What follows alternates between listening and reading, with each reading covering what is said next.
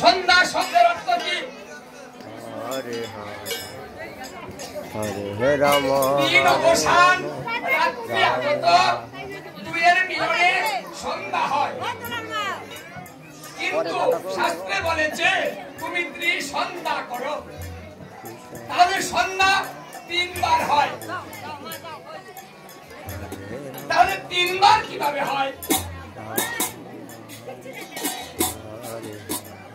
মন্ত্র মুক্তাবলী গ্রন্থে বলছে দুয়ের মিলনেই সন্ধ্যা হয়। তবে কিভাবে মিলন হয়? বলছে ভক্ত ভগবান যখন মিলিত হয় তখন এই সন্ধ্যা হয়। তাই আজকে এখানে ভক্ত এসেছে, এখানে ভগবান এসেছে, এই দুয়ের মিলনে ঘটেছে, সন্ধ্যা হয়েছে।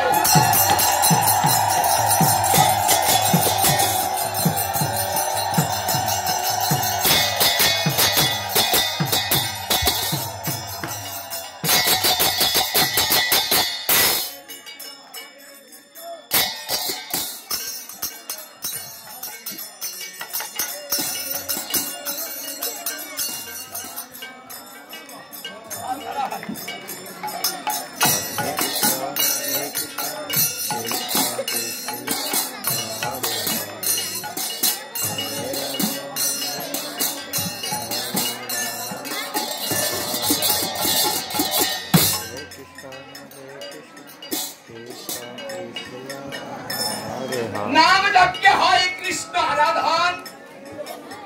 এই নাম যজ্ঞের মধ্যে শ্রীকৃষ্ণের আরাধনা হয়, সর্বদেবতার হয় আগমন। তাই এই বালিজুড়িতে শুধু মানুষ নয়, সমস্ত দেবগণ আগমন করে।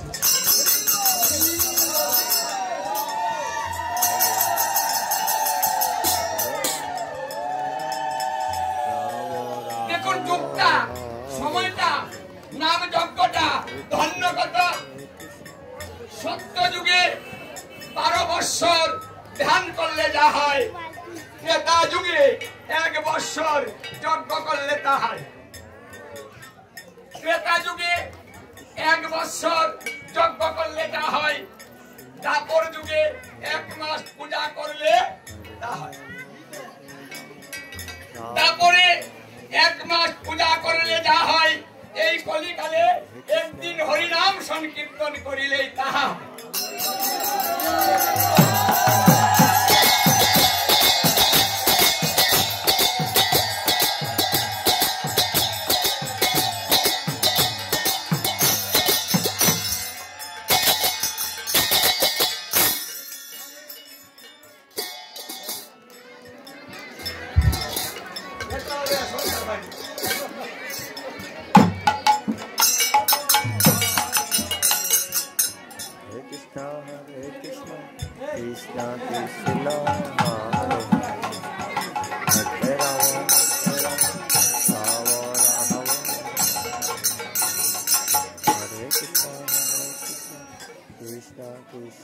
যারা এই আয়োজনটা করেছেন তাদের জন্য আশীর্বাদ করুন।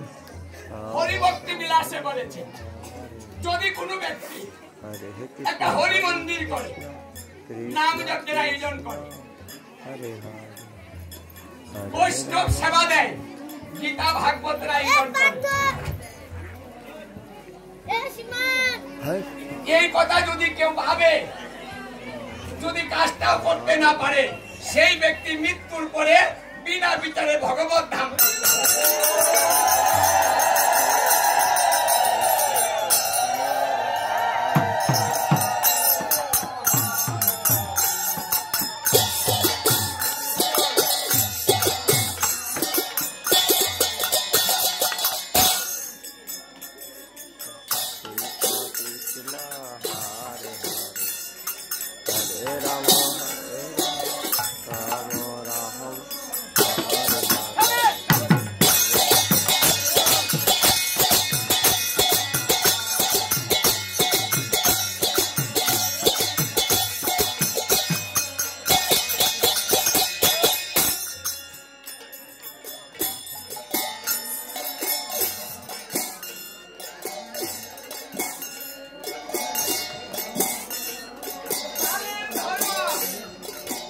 যত ভালো হবে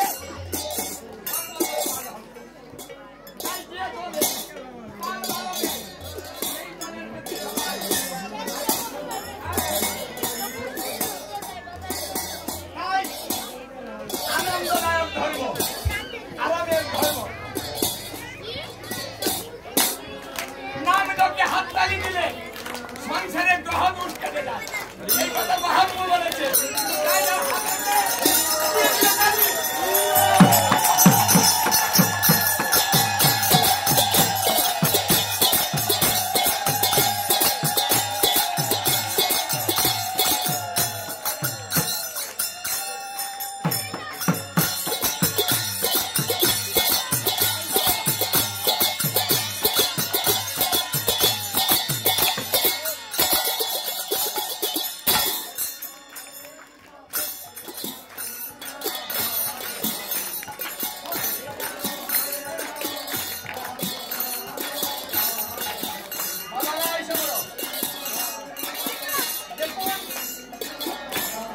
নাম যজ্ঞে সকলের মনের অভিলাষ পূর্ণ হয়,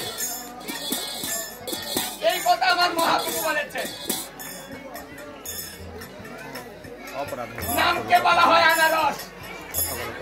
সবাই আনারসের রসের আশায় বসে আছে।